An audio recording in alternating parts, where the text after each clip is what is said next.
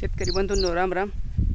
शेतकरी बंधूंनो, निसर्गाचं आणि मानवाचं काय गणित काय माणसाच्या लक्षात येत नाही। आता बरेच जण काय म्हणतात शेतकरी बांधव की डुकरं लय लागले ऊसाला, डुकरं लय लागले, डुकरांनी ऊस खाल्ला, डुकरांनी असं केलं, डुकरांनी तसं केलं। आता सगळं उलट आहे। हां, आता आपल्यापाशी एक 3-4 वर्षापासून ऊसामध्ये पाचट आहे आणि पाचटाचा आपल्याला अनुभव आहे आणि हळूहळू आपला त्याच्यावर अभ्यास आहे। आता तुम्ही पाहू शकतात हां, हे जे ऊस आहे का, ही वाटणी पूर्णपणे ही वाटणी आपलीच आहे, पण ह्या वाटणीमध्ये पाचट नाही आणि पाचट नसून ही जी वाटणी का, ही उडान वाटणी। आता मी तुम्हाला 2 वाटण्यातला फरक दाखविणार आहे।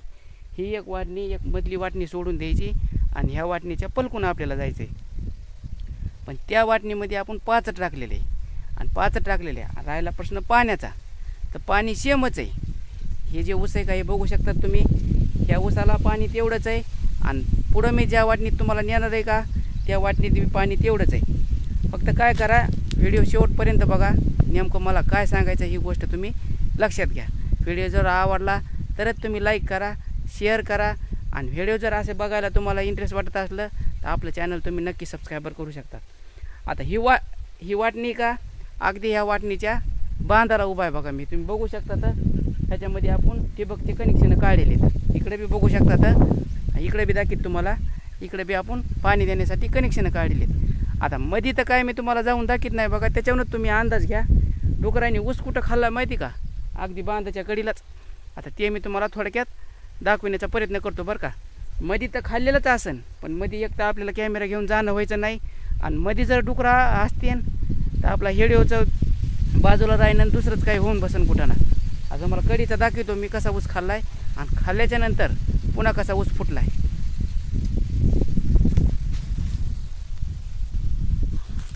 आता बघू शकता तुम्ही, कडीलाच अगदी बांधाच्या कडीला पूर्णपणे त्या तिथूनची पार त्या बघा इथवर खाल्लंय हे आणि खाल्ल्याच्या नंतर त्या बघा इथं बी खाल्लंय कडीलाच हां, दुसरीकडे कुठं नाही। आता हे ऊस एक ठुलाय त्यांनी ऊस हां। आता हे बघू शकता तुम्ही, 1 2 3 4 5 6 7 आणि 8 7-8 कांद्याला ऊस आहे आणि जे पलकाडा ऊस आहे का, ते ऊस बी तसंच आहे हां। आता आपण अगदी बांधाच्या कडीला ही जागा आहे का। आता ह्याला का नाही 4-8 दिवस झालेत बघा, म्हणजे पाला गेला सुकला ह्याचा, तर हे ताजं समजा नाही तर ते ओळखू याय नाही समजा तुम्हाला। आज उद्या जर खाल्लेला असतं का रात्रीतून, त्याचा पाला हिरवा राहत आहे। कडीला तुम्ही दाखवता मात्र तुम्हाला सांगतो हां, इकडं आपली चक्कर नसती काही नसती, पाण्यापुरतं येत होती वाटणी लांब असल्यामुळे। ह्या बघा इथं बी ऊस खाल्ला, तुम्ही स्पष्टपणे बघू शकता।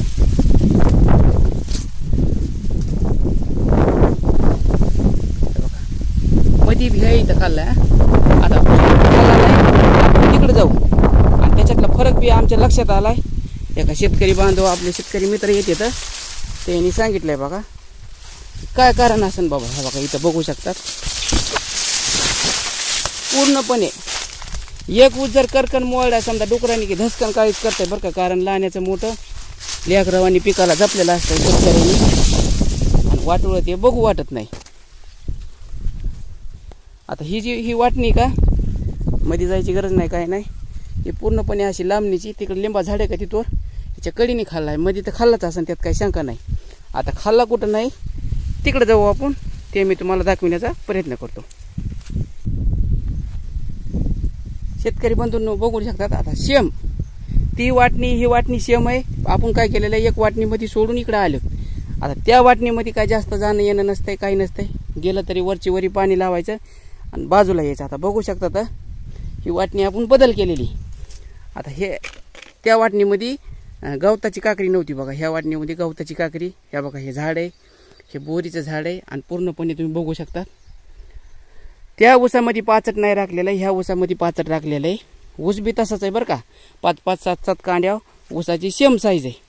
आता तिथं ऊस खाल्लाय आणि इथं ऊस खाल्ला नाही, ह्याच्या पाठीमागचं कारण मला थोडं कळायलंय, तेच मी तुम्हाला सांगण्यासाठी व्हिडिओ बनवत आहे। शेतकरी मित्रांनो काय आहे माहिती का, आता एक तर हे गवत आहे, ह्या गवताची काकरी चालू झाल्याच्या नंतर इकडे चक्कर होती आपली कशाला, गवत न्यायला हां, आणि अधूनमधून पाणी लावित असताना आता तुम्ही बघू बघू शकता त्या बघा इथं चिरबोट आहे ते, म्हणजे ह्या वाटणीमध्ये त्या वाटणीमध्ये नाहीत. मग पाणी लावत असताना इकडं आपली चक्कर आहे, ही वरची बाजू, ही जी बाजू तुम्हाला दाखवतो ही वरची बाजू आहे. खालच्या बाजूला बी आपण जातो. लांबणीचं अंतर आहे 500 फूट आणि वळ झाली का नाही झाली मध्ये जाऊन बघतो. 5 फूट अंतर आहे दोन्ही सरीच्या मधलं, तिथलं अंतर कमी, तिथलं अंतर 4 फूट आहे.